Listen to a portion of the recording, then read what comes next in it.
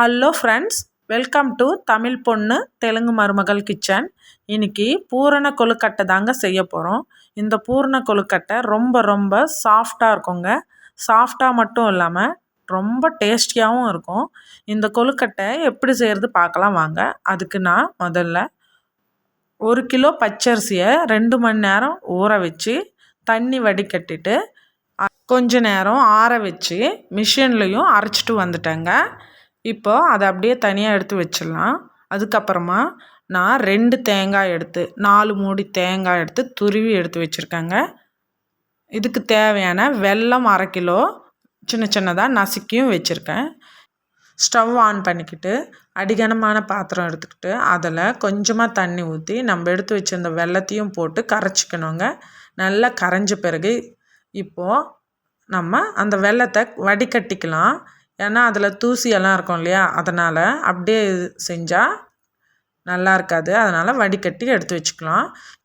இப்போது வடிகட்டின பிறகு அந்த வெல்லப்பாகை நல்லா காய்ச்சிக்கணுங்க. பாருங்கள், இது மாதிரி வெல்லம் பொங்கி வந்த பிறகு நம்ம கொஞ்சம் ஏலக்காய் தூளையும் தட்டி போட்டுட்டு இப்போ நம்ம துருவி வச்ச தேங்காய் துருவலையும் அதிலே போட்டு நல்லா கலரிக்கிட்டே இருக்கணும். கொஞ்சம் கெட்டிமாக வர வரையிலும் இது பண்ணிகிட்டே இருக்கணுங்க. பாருங்கள், அப்போ தான் நல்லாயிருக்கும் பூர்ண கொழுக்கட்டைக்கு. இந்த ஸ்டேஜ் வந்தால் நம்ம ஸ்டவ் ஆஃப் பண்ணிடலாங்க. இன்னும் கெட்டிமாயிடுச்சுன்னா நல்லா இருக்காது. இந்த ஸ்டேஜ் கரெக்டான ஸ்டேஜ். இது ஆஃப் பண்ணிடலாம். இப்போது நம்ம முன்னாடியே மாவு அரைச்சிட்டு வந்தோம் இல்லையா, அதை இப்போ ஒரு இட்லி குண்டான் வச்சு இட்லி குண்டான் ஃபுல்லாக தண்ணி ஊற்றிக்கோங்க. மேல் தட்டு வச்சு அது மேலே வெள்ளை துணி போட்டு நம்ம அரைச்சிட்டு வந்த மாவை அதில் போட்டு ஃபுல்லாக மூடிடணுங்க. அந்த துணியால் மூடி ஆவி பிடிச்சி எடுத்துக்கலாங்க. கண்டிப்பாக 20 நிமிஷம் இருக்கணுங்க. அதனால் தண்ணி கொஞ்சம் அதிகமாக ஊற்றிக்கோங்க. இல்லைன்னா தண்ணி கம்மியாக ஊற்றிருந்தா இட்லி குண்டான் கீழே தீஞ்சு போயிடும். ஏன்னா 20 நிமிஷம் இருக்கணும். அதுக்கு தகுந்த மாதிரி தண்ணி ஊற்றிக்கோங்க. பாருங்கள், இப்போ 20 நிமிஷம் பொறுத்து நான் மாவு வெந்துடுச்சுங்க. இப்போ ஒரு பிளேட்டுக்கு மாற்றிக்கலாம். ரொம்ப சூடாக இருக்குங்க, பார்த்து பண்ணுங்கள். இப்போது இது மாதிரி மாற்றிட்ட பிறகு நான் இதில் பாதி மாவு தாங்க பண்ண போகிறேன். அதனால் பாதி மாவு தனியாக எடுத்து வச்சுக்கிறேன். இந்த மாவுக்கு சுட சுட தண்ணி எடுத்துக்கணுங்க. ஒரு கிண்ணத்தில் சுட சுட தண்ணி, அதில் கொஞ்சமாக சால்ட்டு போட்டுக்கோங்க. அந்த மாவுக்கு தகுந்த சால்ட்டு, அதிகமாக எடுக்கக்கூடாது, அப்புறமா நல்லா இருக்காது. இப்போ அந்த சுடு தண்ணியை அந்த மாவில் ஊற்றி கொஞ்சம் கொஞ்சமாக பிசைஞ்சிக்கணும். நான் ஃபஸ்ட்டு கரண்டியில் பிசைஞ்சிக்கிறேன். ஏன்னா சூடாக இருக்கும் இல்லையா, அதனால் கரண்டியில் பிசைஞ்சிக்கிறேன். சூடு ஆறின பிறகு நம்ம கையிலையே பிசைஞ்சிக்கலாம். கொஞ்சம் கொஞ்சமாக தண்ணி ஊற்றி பிசைஞ்சிக்கணுங்க. அதிகமாக ஊற்றிட்டோன்னா அப்புறமா மாவு உருண்டை பிடிக்க முடியாது. அதனால் இப்போ கையிலையே நல்லா பிசைஞ்சு விடணுங்க. நம்ம எவ்வளவு சாஃப்டாக பிசைகிறோமோ கொழுக்கட்டையும் அவ்வளோ சாஃப்டாக இருக்குங்க. பாருங்கள், இது மாதிரி பிசைஞ்சிக்கணும்.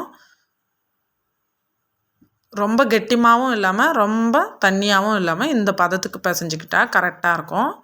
இப்போது ஃபஸ்ட்டு செஞ்சு வச்சுருந்த பூரணம், தேங்காய் வெல்லம் போட்டு செஞ்சு வச்ச பூரணம் ஆறிடுச்சுங்க. இப்போ கரெக்டான பதத்தில் இருக்குது. அதே மாதிரி இந்த உருண்டையும் நம்மளுக்கு தேவையான சைஸ் எடுத்துக்கிட்டு அதை நல்லா உருட்டிக்கணும். அதுக்கப்புறமா நடுவில் நம்ம விரல் வச்சு நல்லா பெரிய கிண்ணம் மாதிரி செஞ்சுக்கணுங்க. பாருங்கள், இது மாதிரி கிண்ணம் மாதிரி செஞ்சு நம்மளுக்கு தேவையான பூரணத்தை எடுத்து வச்சுக்கணும். அதிகமாக வச்சா திரும்பியும் மூட முடியாது. கொஞ்சமாக வைக்கணுங்க.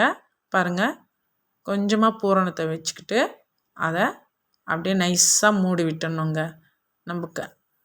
நம்ம கையில் தாங்க இருக்க அந்த இதுவை. பாருங்கள், அவள் தான் ரெடி ஆகிடுச்சு. இன்னொரு வாட்டியும் செஞ்சு காமிக்கிறேன். நம்மளுக்கு எந்த சைஸில் தேவையோ அந்த சைஸ் உருண்டை எடுத்துக்கிட்டு நல்லா உருட்டிக்கணும்.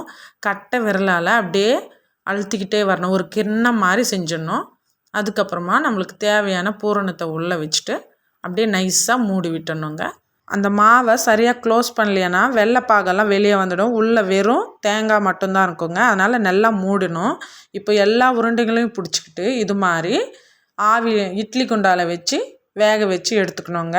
பாருங்கள், இது மாதிரி வேக வச்சு எடுத்துக்கிட்டா சுவையான பூர்ண கொழுக்கட்டை ரெடி. இது ரொம்ப ரொம்ப சாஃப்டாகவும் இருக்குங்க, ரொம்ப டேஸ்டியாகவும் இருக்குங்க. நீங்களும் ஒரு வாட்டி செஞ்சு பாருங்கள்.